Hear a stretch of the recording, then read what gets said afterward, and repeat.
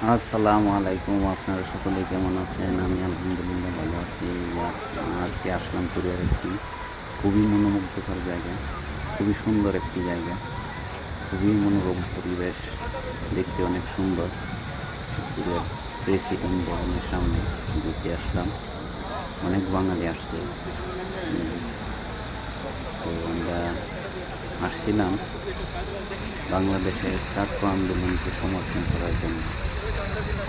President ভবনের সামনে ঘুরিয়া খুবই সুন্দর একটি জায়গা, বিভিন্ন বাঙালি আসছে, এদিকে ঘোরাঘুরি করতেছে।